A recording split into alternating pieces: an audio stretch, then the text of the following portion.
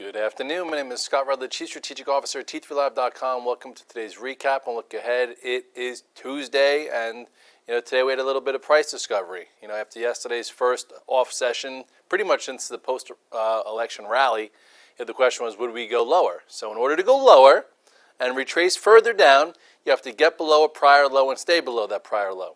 That's why the red dog reversal is such a good technique in figuring out short-term active direction, because if it gets below that prior low and it can't stay below that, that means anyone short from the prior day, once you get back above it, say, ooh, maybe we're not going lower, let me cover here. Or those who got out the day before say, hey, let me buy here versus the low of the day. The risk reward's in my favor because I didn't buy, all-time highs. I'm getting the market after, a down day. Maybe that was it or not. So that's why the red dog reversal pivot works, because it's a battle between, shorts and longs and people who want to buy versus people who are already out, et cetera, around the pivot, and it's calculated. So today's a good day to go over it, even though it's not extreme. You look here at the chart of the S&P, here is the year that was. Your double bottom, that's a technical term, yes. Here was your fast and fury move up. Then boom, this was your trade above this little resistance area. This was your digestion, and here was your continuation. Here was Brexit, another big event, right? Sold off after they voted to leave, and then this happened. And oh my goodness, how'd that happen? Then you had your consolidation, your commitment to this move, and then boom, to highs. Here was your pre-election sell-off, and then your pre-election snapback. And then what did it do here? Same as post-Brexit.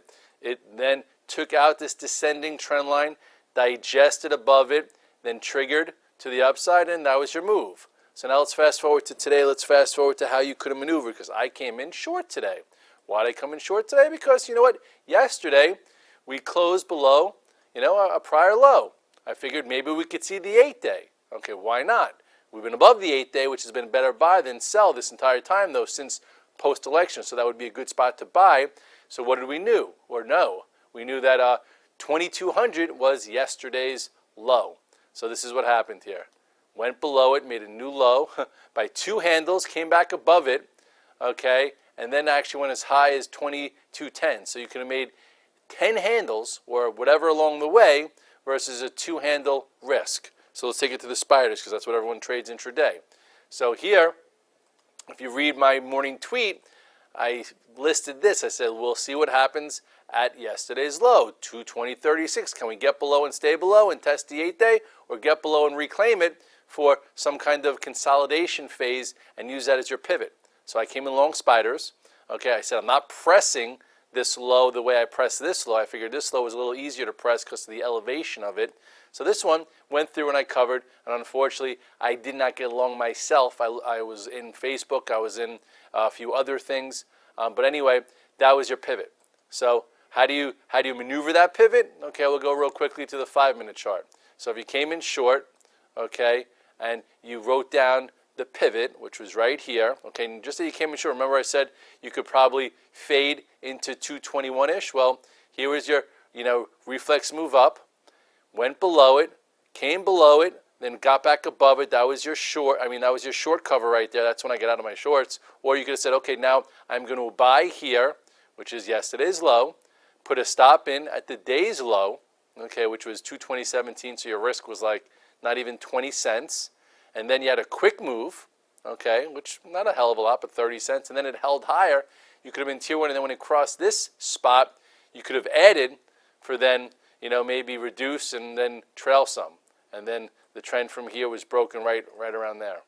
But anyway, if you got long here, you had a 30-cent trade, or if you, or maybe even more. Maybe you had a 50-cent trade, and 50 cents isn't going to build you a house or a vacation home, but it's going to earn you money each and every day, and then it can build you a house or vacation home if it adds up. But anyway, then it kind of flagged and went again and again, and then just like this, broke below the 8 and 21 day on the intraday 5-minute. So that's how you get traded, as far as 5-minute charts based on daily charts.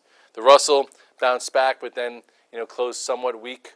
Okay, 2 ways. You could have played that the same way. It gave you a little red dog reversal in the beginning of the day, and then got halfway up and then failed. So now this still looks like it can go lower. Same 5-minute chart. You could look at your 5-minute chart, and you could have navigated, very similar. Okay, you go back to the beginning of the day. Here was that beginning of the day. Where is 9:20? Where is today? This was real quick. Okay, came in. Okay, made a new low by, what was it, 5 cents, and then you had a quick move up to to old resistance. So that was a fast move in the first, whatever it was, 15, 20 minutes. And then it came back down, retested it, came up again. So really a rangy day with a little relative weakness showing that maybe there is some, some more, some more corrective activity to happen considering the size of the move that you've seen here, in the Russell. Oil opened lower and pretty much stayed lower all day. Did come a little bit off the lows. Maybe, I don't know, maybe it tries to fill this gap tomorrow.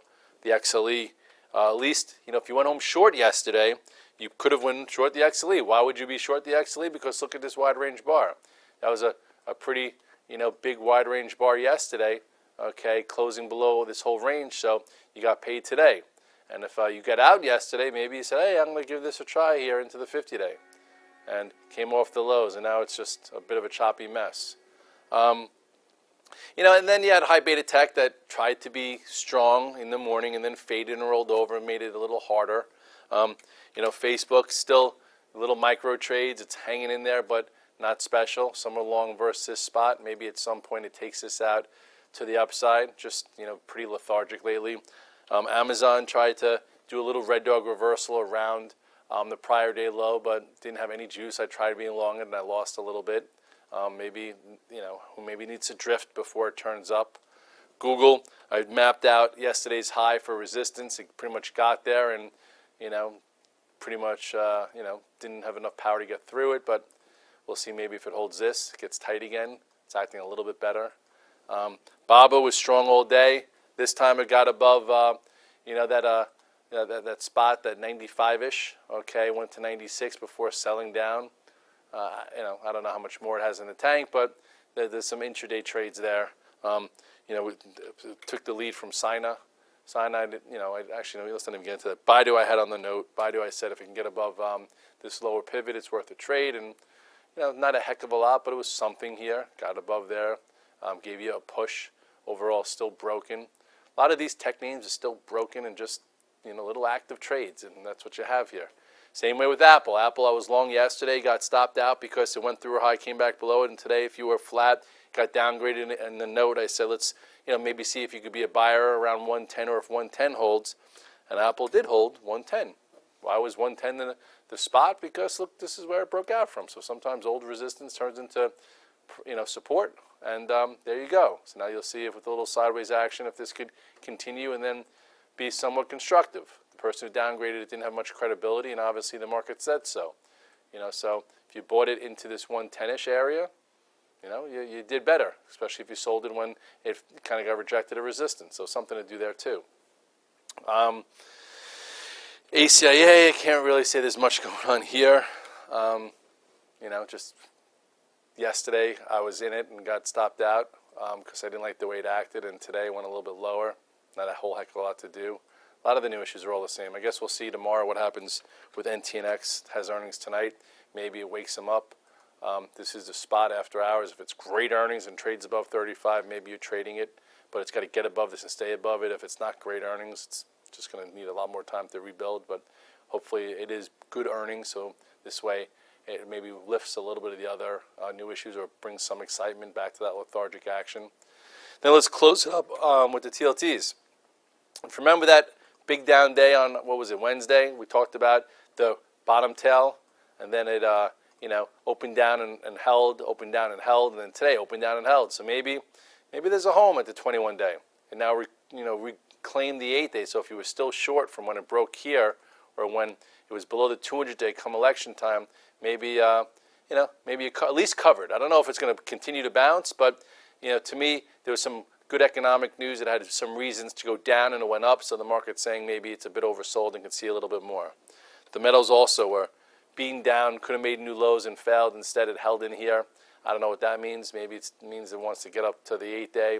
I'm not long these things, but again, I don't think it's a great short. If you wanted to be shorted, this was your time to be short into resistance, or when it broke all the moving averages or lost at 200 day. Now down here, it could follow this path, but unless you have a thesis, I would say just back off it.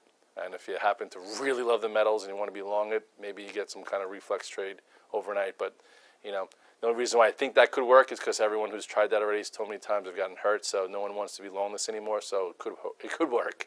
And that's it. When I mentioned yesterday we could be in this like choppy, work off the oscillator time period. We were plus 70 on Friday. Yesterday we went out plus 36. Today we went out plus 27-ish. So we're working it down. As we work it down, setups get tight, and then we have some better situations to get involved in. But for now, I'm keeping it light, trying to trade a little bit back and forth. Nickel and dime, the swing move we had, where I was long 5, 6, 7 positions, which was a nice trade, was here. Why was the swing trade here? Because this is when this descending trend line got taken out. This is when you saw a commitment to it, and here was a continuation, and my target was above prior highs. And now we got to figure out if it could hold here. Let's hope that this doesn't happen. This could happen here, guys. This choppy craziness where every time you short a low, it bounces, or it looks like it's going to go up, comes in. So just be aware that it might not be the time to be in indices for a little bit. It might be just time to nickel and dime some stocks and wait. And on that note, I will see you at the morning call tomorrow. It will be Wednesday. Have a good one.